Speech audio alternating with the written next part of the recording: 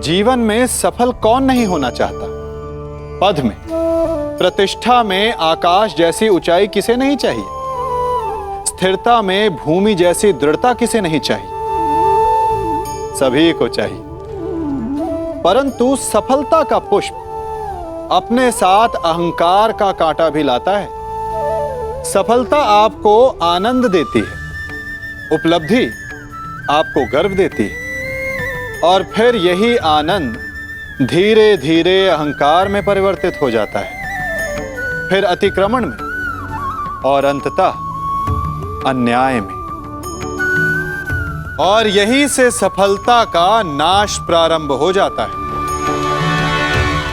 यदि आप चाहते हैं कि आपकी सफलता लोगों की दृष्टि में सम्मान बनकर रहे, लोगों के मन में शूल बनकर नहीं, तो ये आप वृक्ष से सीखिए। फलों से लदने के पश्चात वो झुक जाता है, उसी प्रकार सफलता मिलने पर विनम्रता अधिक आवश्यक है। और जीवन में अधिक सफलता पाने के लिए या पाने पर और अधिक विनम्र हो जाना चाहिए। वस्त्र अस्त्र चलाओ पार्थ।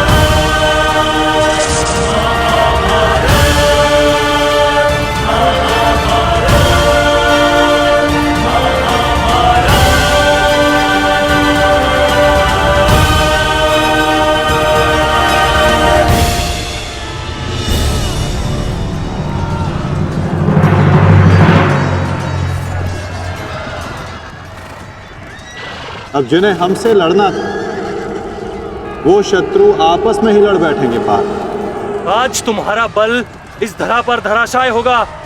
भीम, अर्जुन!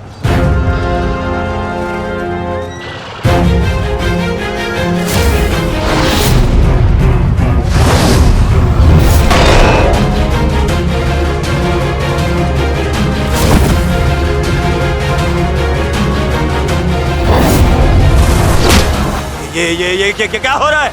अश्वत्थामा और दुशासन आपस में क्यों लड़ रहे हैं?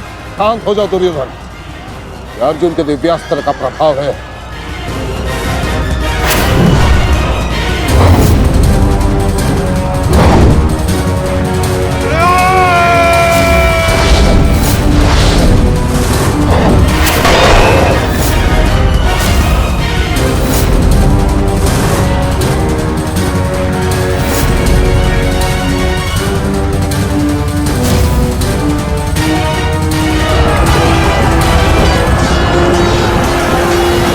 राजकुमार अर्जुन ने त्वस्तर अस्त्र का प्रयोग किया है महाराज। ये प्राचीन और बहुत ही दुर्लभ अस्त्र है। ये सैनिकों को भ्रमित करता है महाराज, और अपने ही सैनिकों में मृत्यु का भय और अपना सबसे बड़ा शत्रु दिखाई देता है महाराज, और वो आपस में ही लड़कर मर जाते हैं महाराज।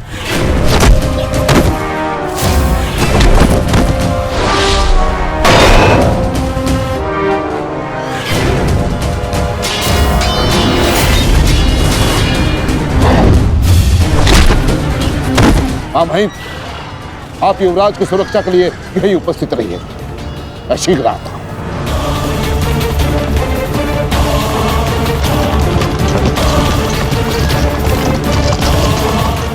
माधव, दुर्योधन पर आक्रमण करने का यही उचित समय।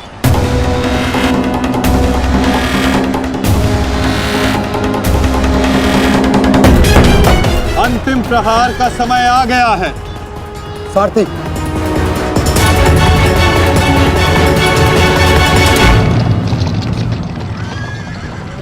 ये क्या? चारों पांडव सीधे हमारी ओर बढ़ रहे हैं।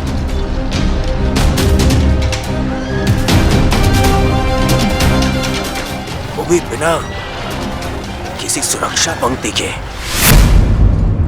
संजय, इस अस्त्र की माया को किसी तरह तो समाप्त किया जा सकता है। कोई तो उपाय होगा। इसका उत्तर मेरे पास भी नहीं है महाराज, परंतु अवश्य ही राजकुमार अर्जुन के पास होगा और कदाचित वो अपने पुत्र अभिमन्यु को इसकी काट बता रहे हैं महाराज। सत्य कीर्ति अस्त्र, इसे उपयोग केवल एक शक्तिशाली योद्धा ही कर सकता है। हमारे विपक्षियों में आचार्य द्रोण, पितामह और अंगराज कर्ण इसका उपयोग करना जानते हैं।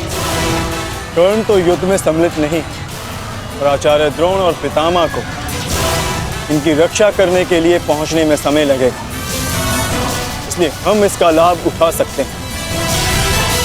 परंतु तुम भूल रहे हो, युद्ध भूमि में एक और कुशल योद्धा है जो सत्य कीर्ति अस्त्र का प्रयोग करना जानता है।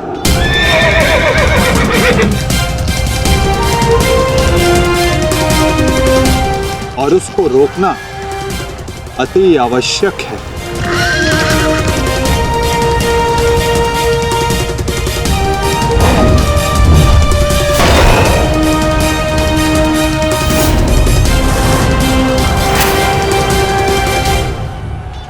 जितने भी अस्त्र हैं ये शत्रु को भ्रमित कर देते हैं, परंतु इस भ्रम को तोड़ने का कोई तो उपाय होगा ना पिताश्री। एक ही अस्त्र है, सत्य कीर्ति अस्त्र।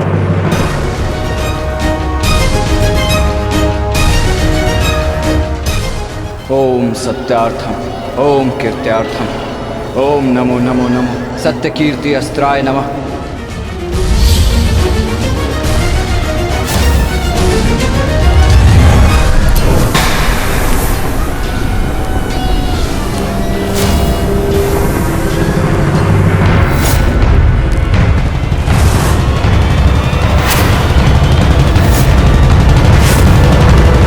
स्वागत है अभिमन्यु। वासुदेव ने सदा तुम्हारी प्रशंसा की और कल तो तुमने महामहिम भीष्म पितामह का मार्ग भी रोक दिया था। तुम में तुम्हारी इस असाधारण वीरता का मैं सम्मान करता हूं और प्रशंसा भी, परंतु इस समय मुझे मेरी सेना की रक्षा करनी और ऐसा करने से मुझे कोई नहीं रोक सकता। प्रशंसा तो तुम्हारी भी बहुत हो रही है वृषसेन। जिस वीरता से तुमने मेरे पिताश्री का सामना किया वो सराहनीय था, परंतु इस समय मेरा भी केवल एक ही लक्ष्य है, तुम्हें रोकना। तो विलंब कैसा? मैं प्रस्तुत हूं।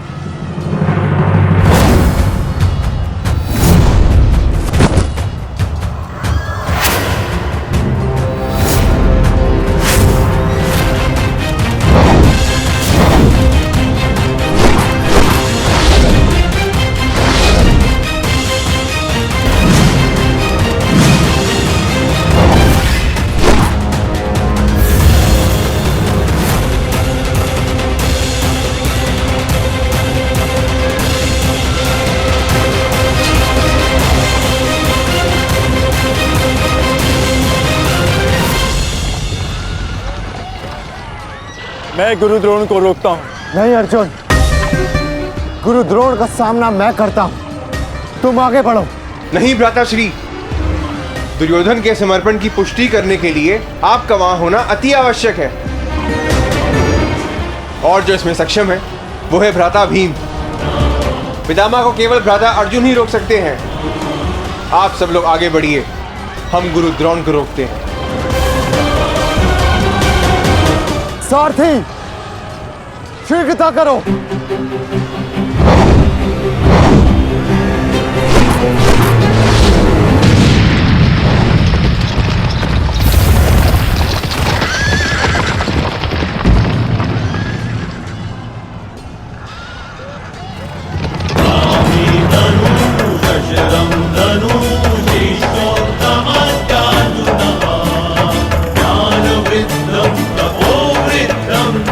वंदे द्रोणमाचार्यम्।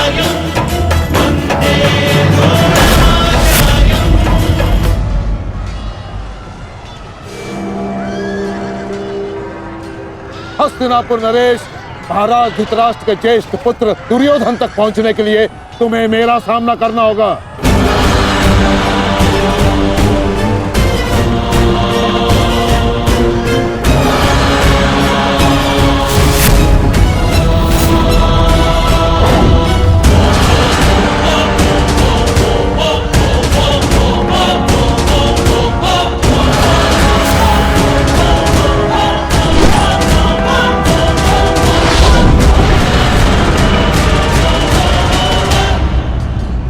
अद्भुत अर्जुन, मुझे गर्व है तुम पर।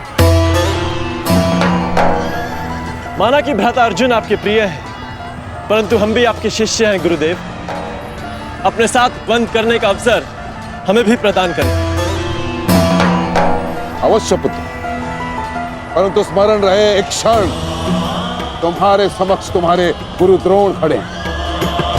द्वंद इतना सरल नहीं होगा, स्मरण रहे। हमारे गुरु ने हमें कठिन कार्यों को साधने की पूर्ण शिक्षा दी है गुरुदेव।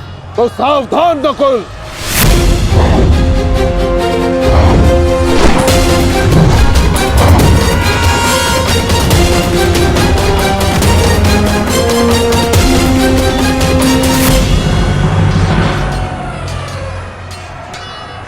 कहा था मैंने कि द्वंद्व सरल नहीं होगा।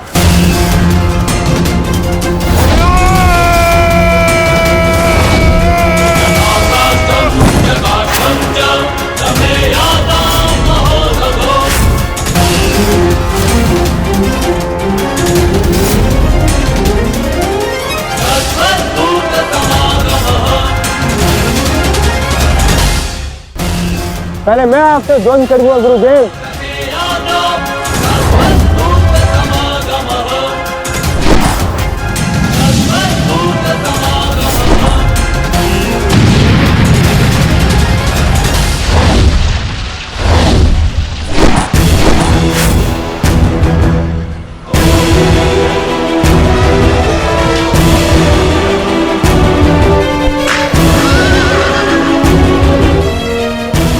द्वंद्व का समय आ गया है।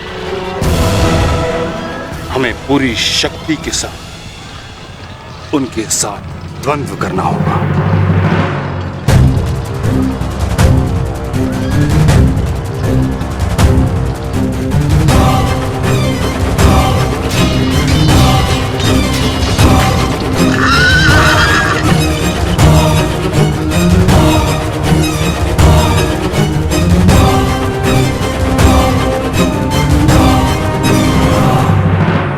क्या हुआ पुत्र? जो कर्तव्य पूर्ण करने आए हो वह करो। मेरे साथ द्वंद्व करो। रुक क्यों गए? आक्रमण करो मुझ पर। कर्म से बड़ा कोई धर्म नहीं पुत्र। पितामह ने उचित कहा, अपने कर्तव्य का पालन कर। स्मरण है ना पार्थ, ना कोई बंधु है ना कोई बंधव, ना कोई मरता है ना कोई मारता है, ये सब आत्माएं हैं।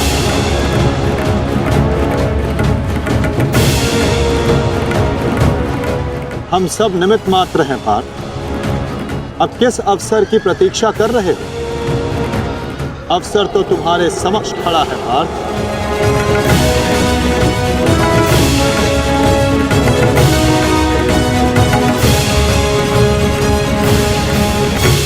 यदि तुम मुझ पर प्रहार नहीं करोगे अर्जुन, तो मैं करूंगा और तुम्हें तुम्हारे कर्तव्य से अवगत कराऊंगा।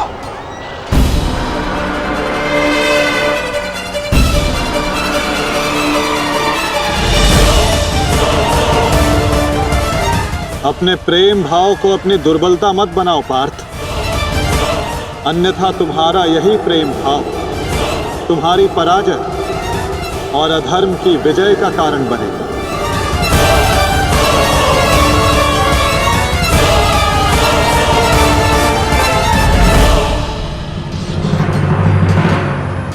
शस्त्र उठाओ पार्थ,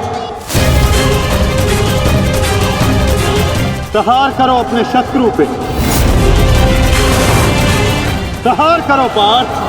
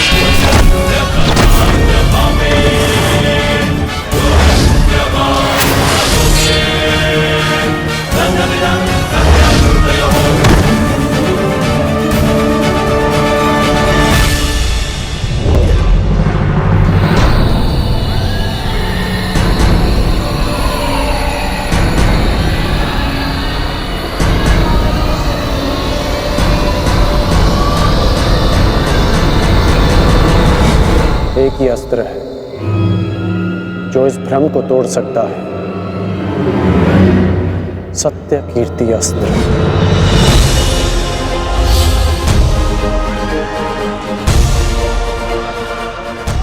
सत्य कीर्ति अस्त्र।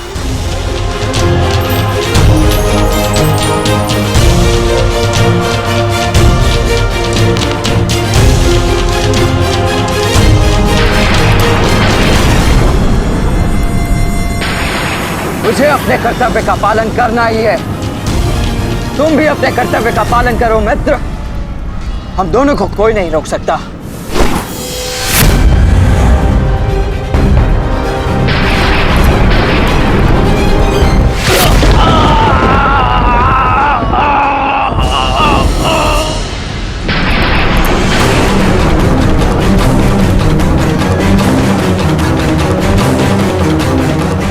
रुक जा वृषसेन, मुझे विवश मत करो।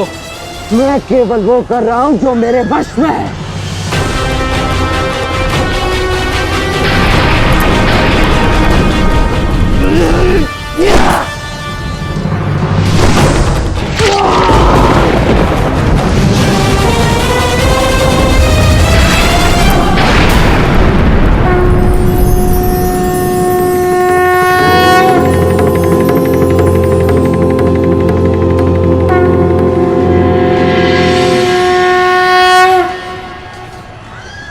अद्भुत,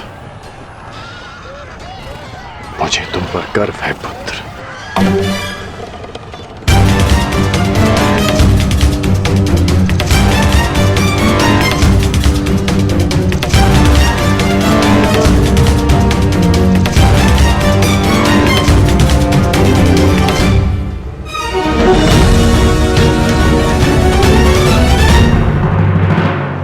क्या सूचना है बताओ। अंगराज, मैं वो बताओ मुझे। कुमार वृषेण। क्या हुआ वृषसेन को? बोलो। युद्ध में बुरी तरह घायल हुए हैं।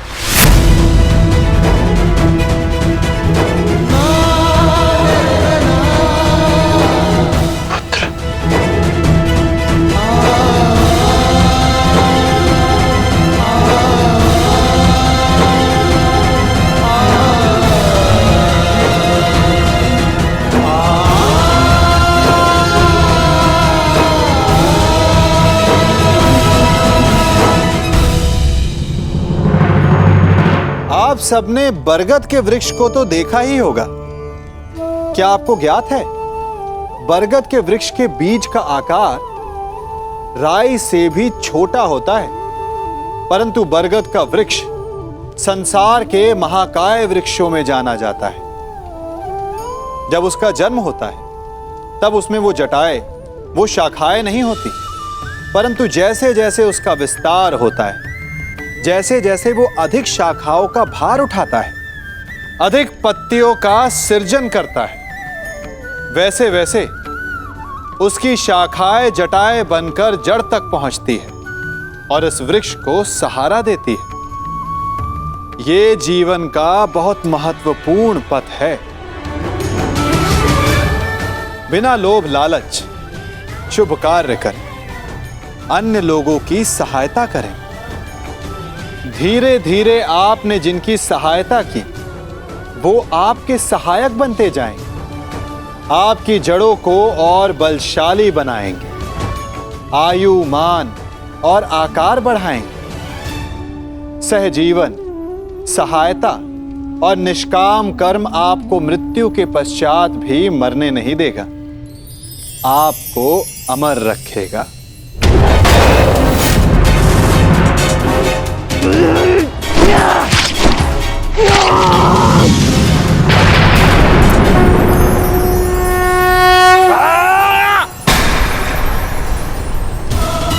ये हमें क्या हुआ था कुमार? हम एक दूसरे पे क्यों प्रहार कर रहे थे? अवश्य कोई माया थी जिसका अंत हुआ। आओ आओ, शत्रु हमारे प्रहार की प्रतीक्षा कर रहा है। चलिए कुमार।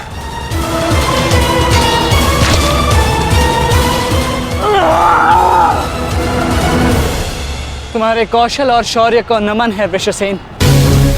अनुमान नहीं था कि कौरव सेना में ऐसे कुशल योद्धा से सामना होगा। सूर्यास्त में समय अभी शेष है अभिमन्यु, और हमारे तुनीरों में बाण नहीं। तो समय व्यर्थ ना करते हुए द्वंद्व आरंभ करें। तो मैं प्रस्तुत हूं योद्धा।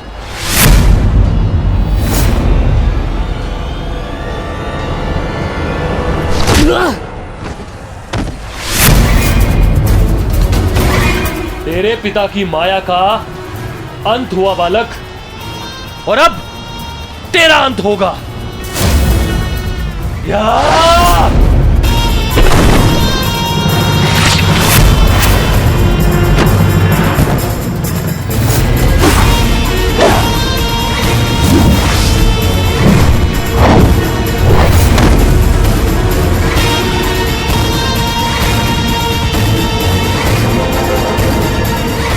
हार तब नहीं होती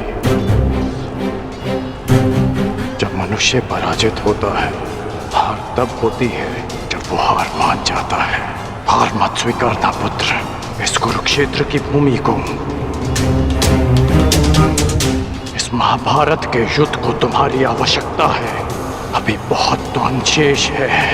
उठो, अपने क्रोध को, अपने साहस को, अपने विश्वास को एकत्रित करो। उठो और युद्ध करो।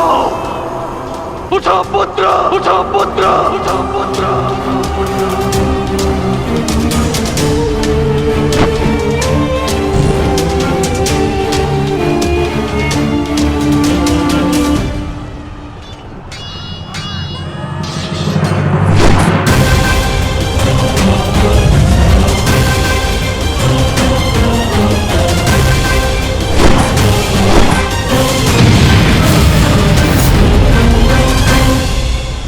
माधव, पितामह के प्रहार प्रतिक्षण बलशाली होते जा रहे हैं। हम उन्हें बहुत समय तक रोक नहीं पाएंगे। रोकना तो पड़ेगा पार्थ। जितना समय तुम इन्हें रोकोगे उतना समय भीम को मिलेगा कि वो दुर्योधन को परास्त कर युधिष्ठिर के समक्ष आत्मसमर्पण करने को विवश कर सके।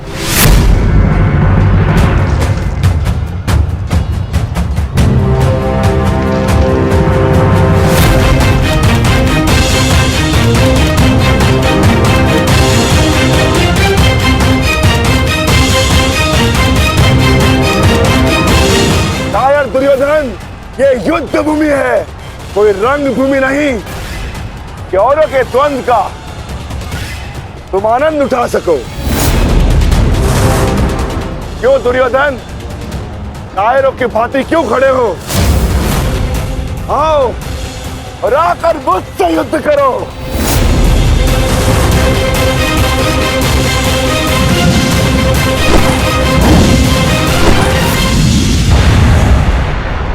गंगापुत्र, शीघ्रता कीजिए।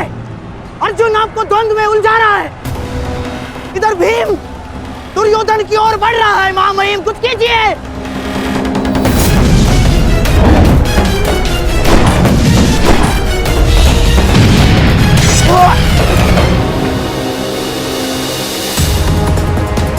साथी,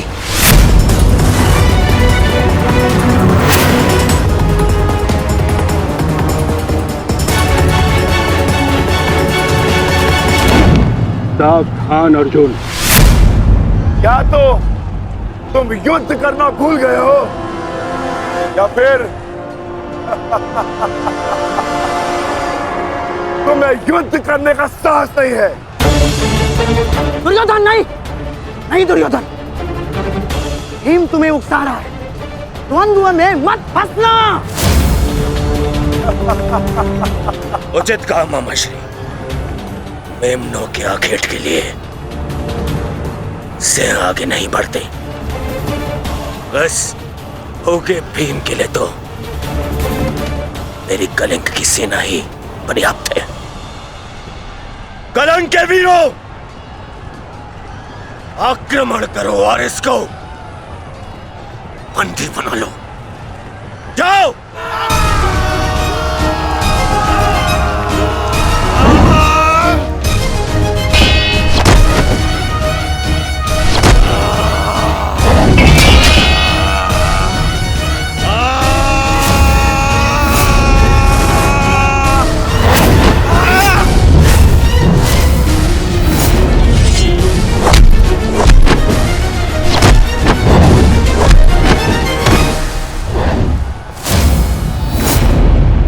दुर्योधन, बस ये इतने से थे? अरे इनसे तो युद्ध करके मेरे हाथ पैर भी नहीं खुले।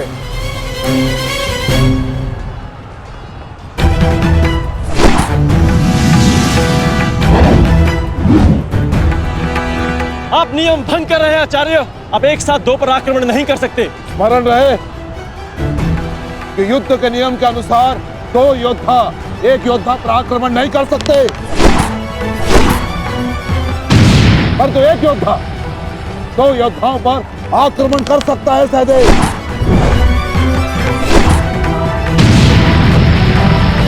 क्या करें नकुल? कुछ करना होगा। हमें गुरु द्रोण को रोककर अधिक से अधिक समय भ्राता भीम को देना होगा। युद्ध सभा में चीख चीख कर अपने पौरुष का बखान करने वाले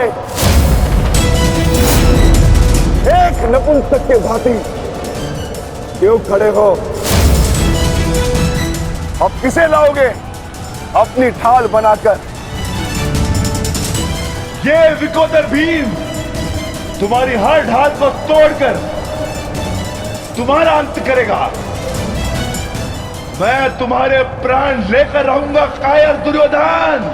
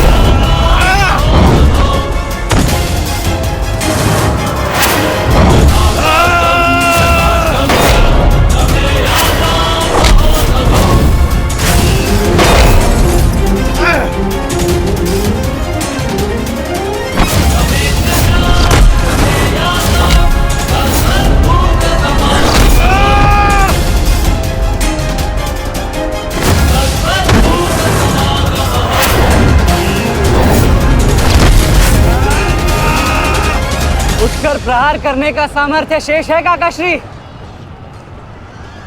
या पराजय स्वीकार करते हैं? जय और पराजय की चुनौती बराबरी के योद्धाओं को दी जाती है बालक। प्रतीत होता है कि अभी तक तुम्हें कोई समर्थ योद्धा नहीं मिला।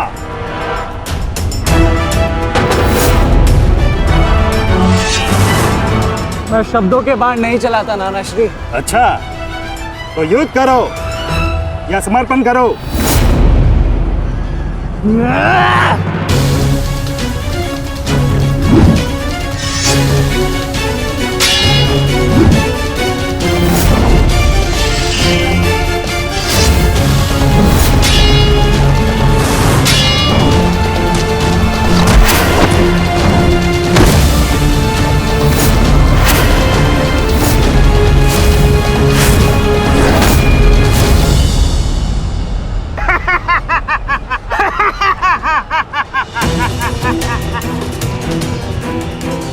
क्या हुआ, थक गए? अरे ये उस मूर्ख विराट पुत्र उत्तर की संगति का प्रभाव है। ये उसे भी यही लग रहा था कि मेरे समक्ष वो कुछ कर दिखाएगा, पर मूर्ख मृत्यु को प्राप्त हो गया। मृत्यु को चींटी की भांति इन्हीं हाथों से मसल दिया मैंने उसे। पीछे हट जाओ अभिमन्यु, अन्यथा उत्तर से कहीं पीड़ादायक मृत्यु मिलेगी, मृत्यु। तो ये समझिए कि आज उत्तर का प्रतिशोध पूर्ण होगा।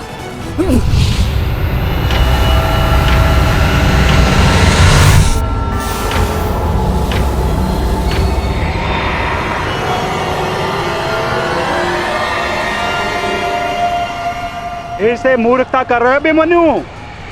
मेरी शक्तियों के बारे में ज्ञात नहीं है। शत्रु का क्रोध मुझे और बलशाली बनाता है, बलशाली।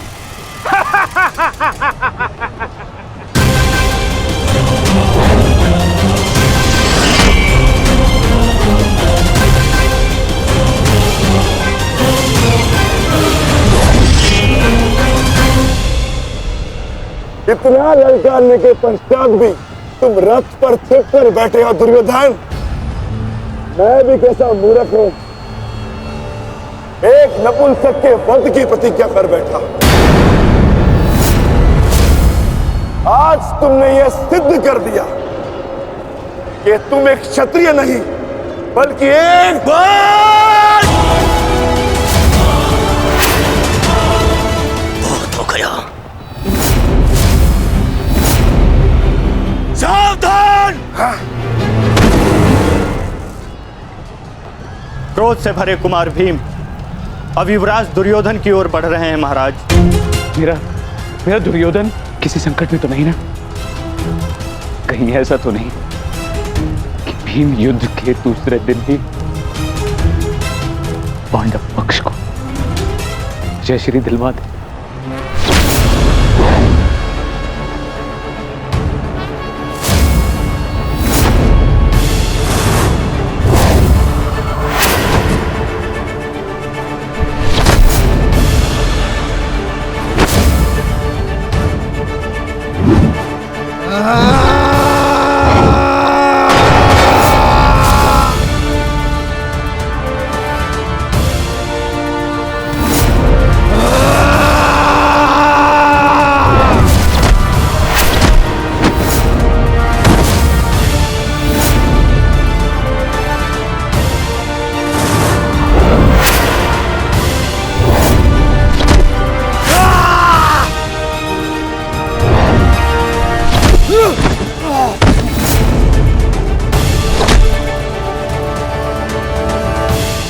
दुर्योधन मारो!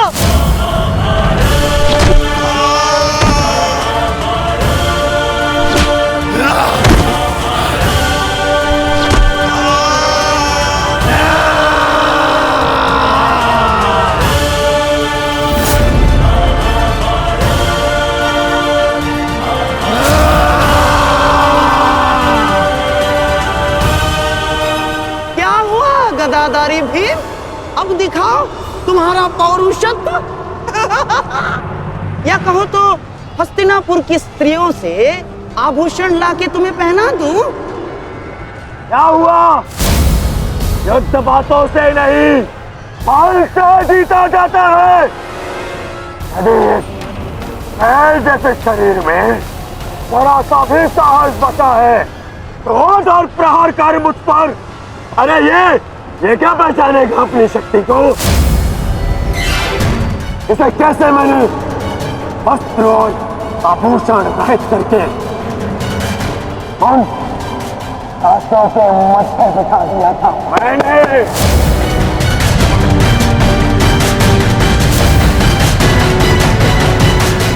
कदाचित ये भी भूल गया है कि कैसे मैंने बड़ी सभा में उस दासी द्रौपदी को उसका उचित स्थान दिखाया था।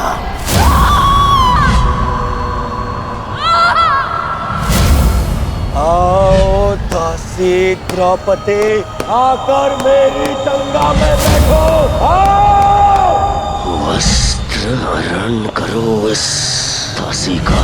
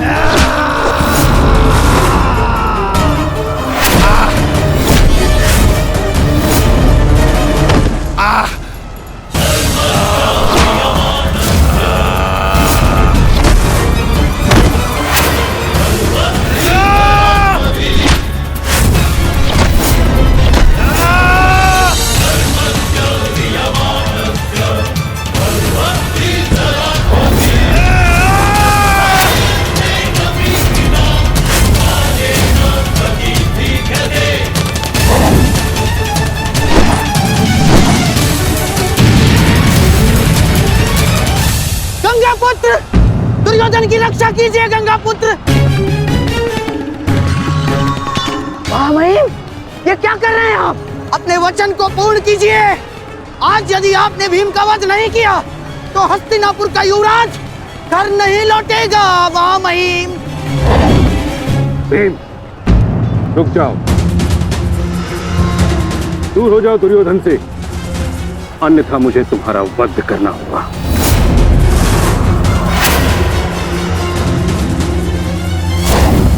सावधान पितामह,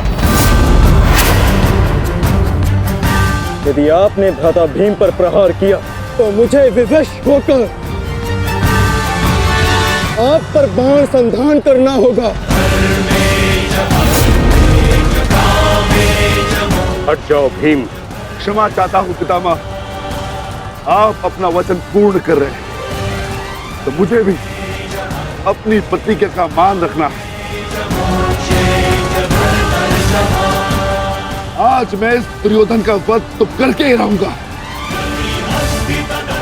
चाहे इसके लिए मुझे स्वयं के प्राण क्यों न गंवाने पड़े।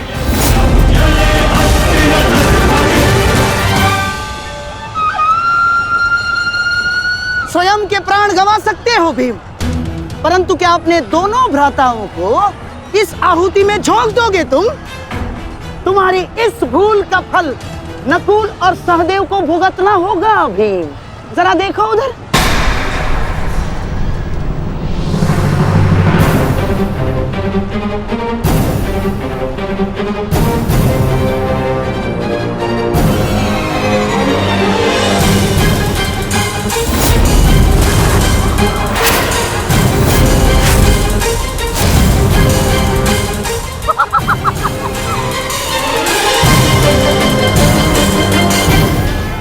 पिताश्री,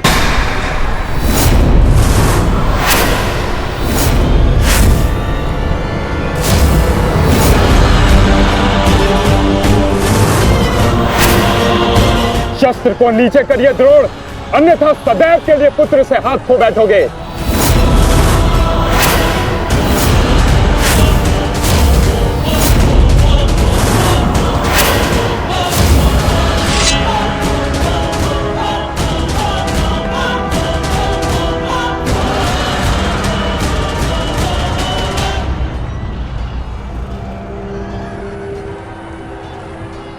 दुर्योधन, तेरा अंत आ गया है। तुम्हारे पास दो विकल्प शेष है दुर्योधन। या तो देश युधिष्ठिर के समक्ष आत्मसमर्पण करो, अपनी सेना को पीछे हटने का आदेश दो, या फिर अपने प्राण यमराज को समर्पित करो।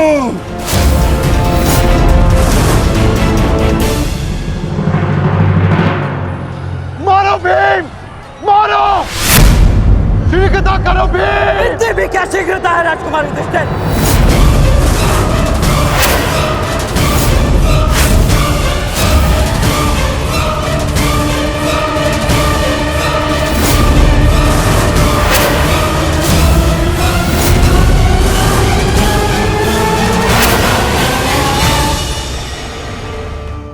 इस पात्र को देख रहे हैं? एक कुम्हार इस पात्र को बड़ी यातना से, बड़ी सावधानी से गढ़ता है। वो इसे अग्नि में तपाता है और इस योग्य बनाता है कि भीषण ताप में ये प्यासों की प्यास बुझा सके। और इस घट का आरंभ जल से होता है। यदि जल ना हो तो इसकी माटी को ना गूंथा जा सकता है और ना ही इसे चाक पर आकार दिया जा सकता है। जल इसका लक्ष्य है, क्योंकि इसे अपने भीतर जल को संचित करके रखना है। परंतु आरंभ और लक्ष्य के मध्य इसे एक कठिन तपस्या से होकर जाना होता है। इसे ताप सहना होता है, रात भर अलाव में पकता है। और यही समस्या मनुष्य के साथ भी होती है। यदि उसे अपने जीवन में लक्ष्य पाना है तो उसे दुखों का, कठिनाइयों का और बाधाओं का ताप सहना होगा।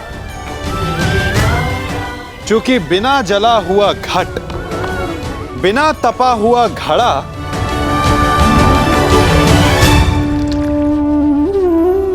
जल का संचय नहीं कर सकता। तुम्हारे पास दो विकल्प शेष है दुर्योधन। मारो भीम, मारो! शीघ्रता करो भीम! इतनी भी क्या शीघ्रता है राजकुमार युधिष्ठिर?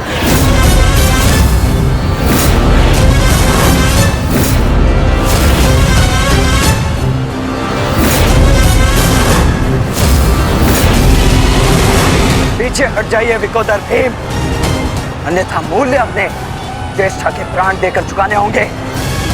नहीं भीम, नहीं! मेरी चिंता मत करो, अपना वचन पूर्ण करो। ऐसा अवसर दोबारा नहीं मिलेगा अनुज। मत करो इस दुर्योधन का। पांचाली के अपमान का प्रतिशोध दो भीम। मारो इस दुर्योधन को। एक बार बुरा सोच लीजिए, अवसर दोबारा मिल सकता है, परंतु ज्येष्ठ के प्राण दोबारा नहीं लौटेंगे। मारो भीम, मारो!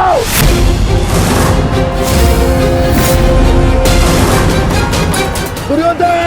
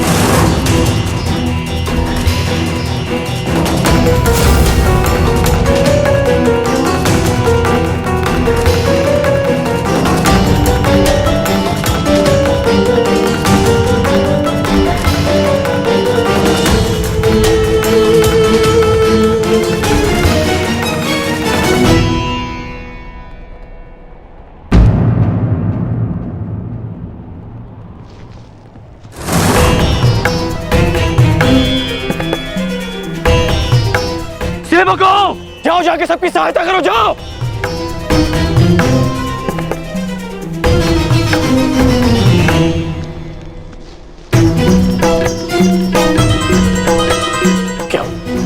क्या हुआ?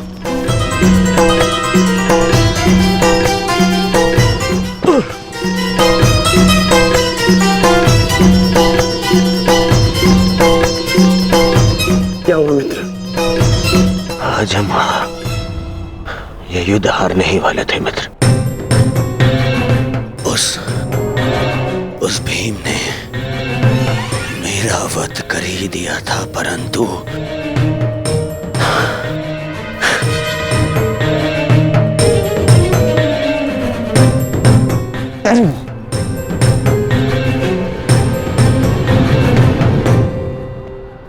ठीक समय पर आकर वृषसेन ने पूरी परिस्थिति को ही बदल दिया।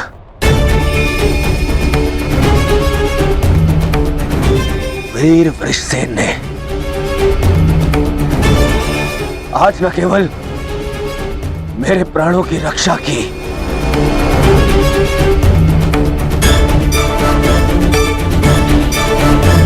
अभी तो कौरव सेना को एक लज्जाजनक हार से भी बचाया।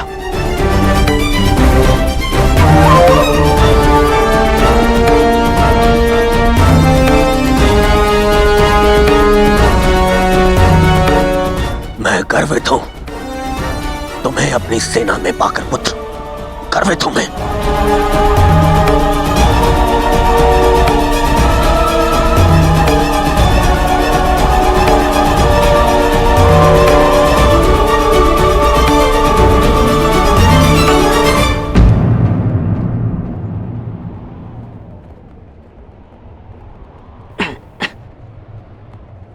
आप फिर से मेरे घाव देख रहे हैं ना पिताश्री, और मैं फिर से यही कहूंगा, चिंता मत कीजिए। आज का युद्ध समाप्त हुआ और युद्ध भूमि में जो कुछ भी हुआ उसे भुला देना ही श्रेयस्कर है, अपितु उन बाधाओं को समझने का प्रयास करना चाहिए जो हमें विजयश्री बनने या प्राप्त करने से रोक रही है।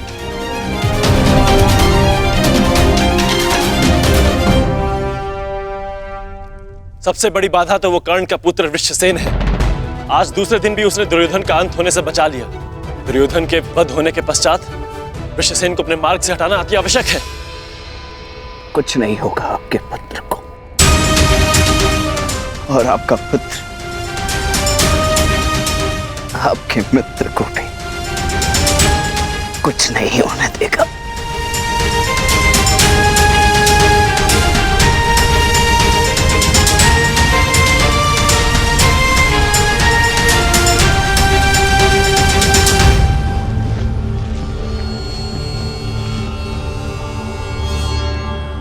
मित्र, आज का दिन हमारे पक्ष में नहीं था। तुम हमारे साथ होते तो कदाचित ऐसा नहीं होता।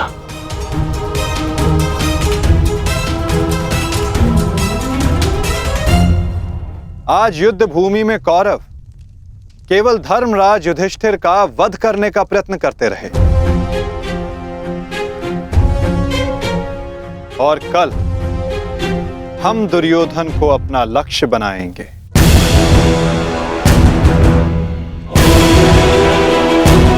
क्योंकि दुर्योधन के अंत के साथ कौरवों की पराजय भी निश्चित है।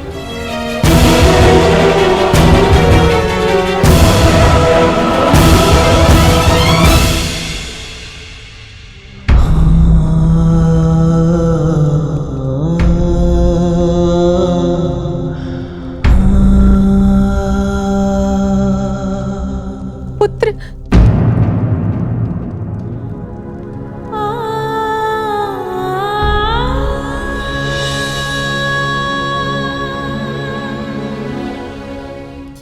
क्या दशा बना दी है इस युद्ध ने तुम्हारी। अरे माता, आप कब आई? माता हूं।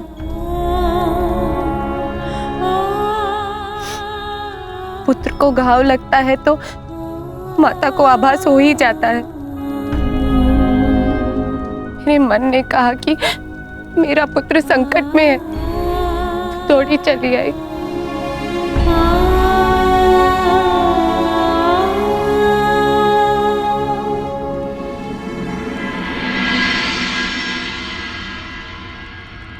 परंतु आप भी तो इसके पिता हैं।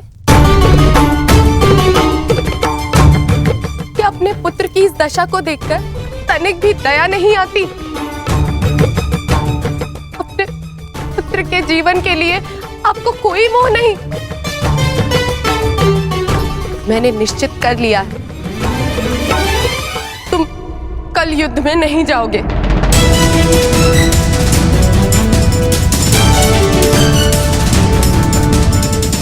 परंतु माता, मैंने कहा ना, ये मेरा अंतिम निर्णय है।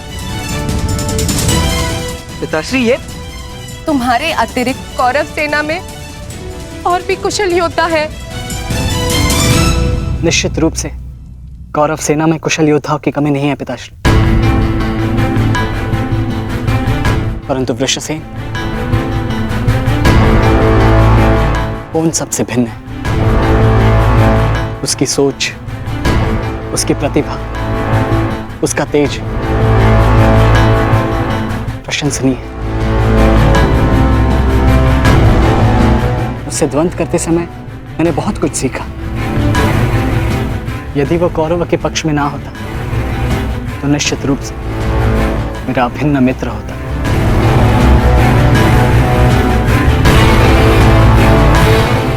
परंतु समझ में नहीं आता कि उसमें इतना तेज आया कहां से। कुछ जन्म से, कुछ कर्म से।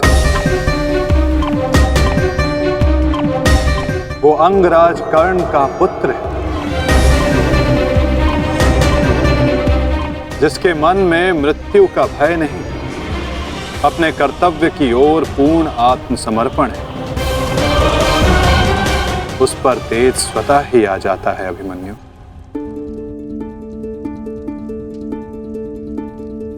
मैं अपने कर्तव्य से मुख नहीं मोड़ सकता माता, क्षमा चाहता हूं। आप मुझसे मेरे प्राण भी मांगेंगी तो मैं अभी अपना शीश काटकर आपके चरणों में रख दूंगा, परंतु मैं अपने वचन से विमुक्त नहीं हो सकता माता।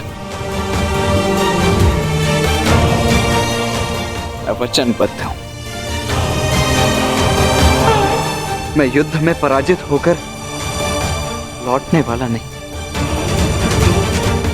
या तो मैं विजयी होकर कंधों पर बैठकर आऊंगा, या वीर गति को प्राप्त करके कंधों पर लेटकर।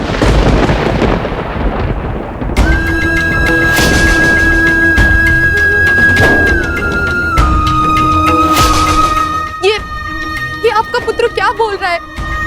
अब आप सुन रहे हैं ना? मैं आपसे हाथ जोड़कर विनती करती हूँ स्वामी, रोकिए इसे। आप ऐसा कैसे होने दे सकते हैं? कुछ कीजिए। करना तो तुम्हें है सुप्रिया, ममता और कर्तव्य में संतुलन करना है। तुम एक योद्धा की माता हो, तुम्हें अपने हृदय को कठोर बनाना होगा। मेरी अनुपस्थिति में हमारा पुत्र इस महायुद्ध में अत्यंत मुख्य भूमिका निभा रहा है। मुझे उस पर गर्व है और तुम्हें भी होना चाहिए सुप्रिया। युद्ध में पीछे हट जाने वाले वृषसेन का पिता होने से अधिक युद्ध में बलिदान दे देने वाले वृषसेन का पिता होना अधिक श्रेष्ठकर समझता हूं।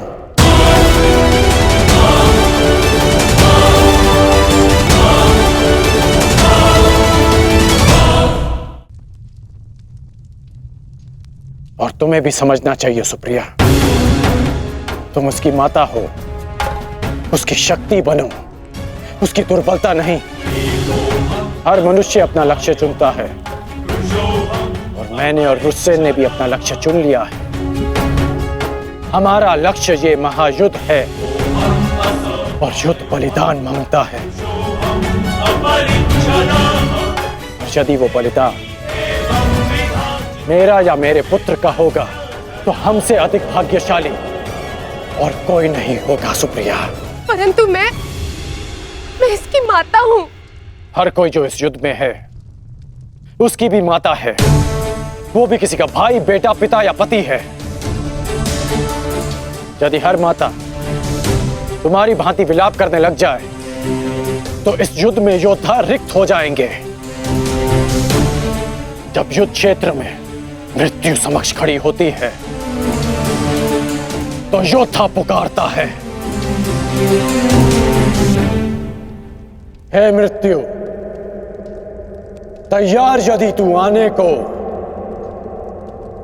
प्रसन्न मुख आ, द्वार खुला है, तेरा स्वागत, प्रसन्न मुख आ।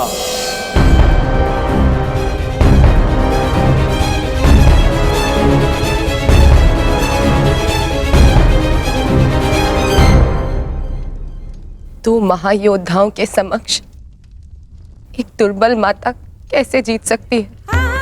यदि आपने निर्णय ले ही लिया है तो ठीक है, किंतु एक बात स्मरण रखना, यदि मेरे पुत्र को कुछ भी हुआ तो उसके उत्तरदायी आप होंगे और इसके लिए मैं आपको कभी क्षमा नहीं करूंगी।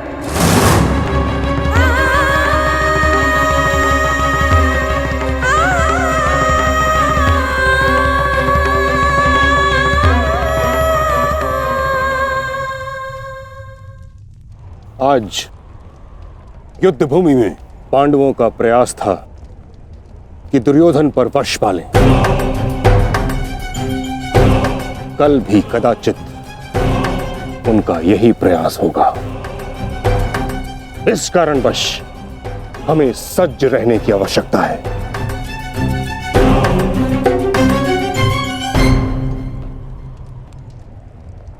कल हम गरुड़ व्यूह की रचना करेंगे और इस व्यूह का नेतृत्व स्वयं मैं करूंगा। गरुड़ की आंख के स्थान पर मेरा रथ होगा। उसके एक पंख पर गुरुद्रोण आप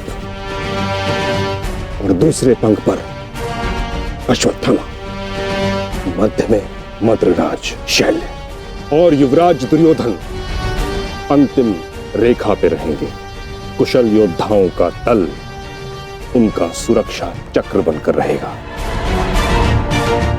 और किसी भी मूल्य पर यह सुरक्षा पंक्ति टूटनी नहीं चाहिए। ये लीजिए, ये नई रणनीति लाए। पितामह, आपकी अब तक कोई भी रणनीति सफल तो हुई नहीं है। ऐसा ना हो कि आपकी ये रणनीति भी असफल रहे। ऐसे मत देखिए, कुछ अनुचित कह रहा हूं, सत्य कह रहा हूं। अब तक आपकी किसी भी रणनीति का कोई भी वास्तविक लाभ हमें नहीं मिला है। आज जो घटित हुआ है और जो घटित हो सकता था, मैं जानता हूं। अरे सेना को छोड़िए, आप तो मेरी सुरक्षा का कर्तव्य, अपने युवराज की सुरक्षा का कर्तव्य भी पूर्ण नहीं कर पाए। हे पितामह, अब मुझे आप पर विश्वास नहीं रहा पितामह। नहीं दुर्योधन, पितामह के अतिरिक्त तुम्हारी रक्षा और कौन कर सकता है? मैं करूंगा, मैं करूंगा, मैं करूंगा, मैं करूंगा।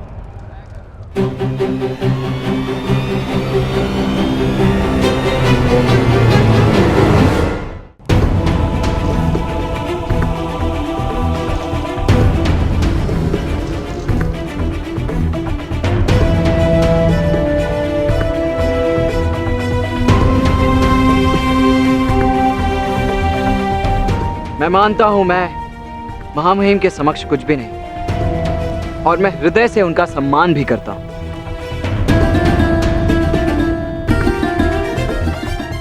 किंतु यदि युवराज मुझे अवसर दें तो मैं उनकी सुरक्षा के लिए सदैव तत्पर रहूंगा।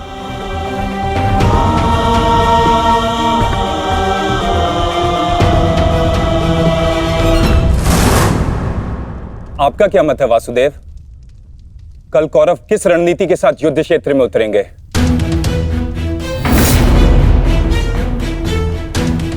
उनकी व्यूह रचना क्या होगी?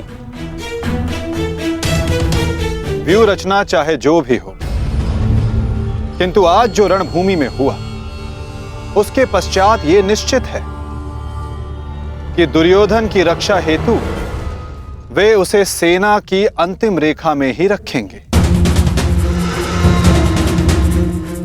क्योंकि वो जानते हैं कि दुर्योधन ही हमारा लक्ष्य है।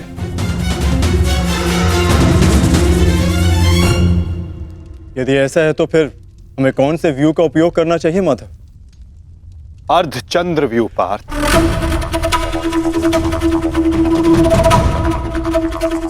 उसी व्यू के कारण हम दुर्योधन को रणभूमि की ओर ला पाएंगे।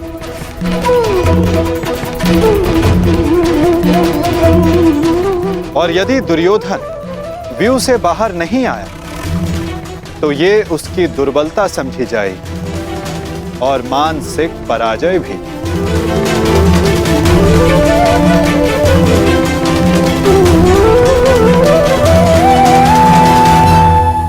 कल दुर्योधन की रक्षा कोई नहीं कर पाएगा, वो चाहे आचार्य द्रोण हो या पितामह, अश्वत्थामा हो या दुशासन या फिर वृक्षसेन। कल जो भी योद्धा मेरे और दुर्योधन के मध्य आएगा तो या तो रणभूमि छोड़ेगा या फिर ये संसार। मेरे पिताश्री आप पर पूर्ण विश्वास करते हैं युवराज, और मैं अपने पिताश्री की ओर से आपको यह वचन देता हूं कि जब तक मेरे शरीर में अंतिम श्वास रहेगी तब तक मैं युद्ध भूमि में आपकी सुरक्षा के लिए प्रस्तुत रहूंगा।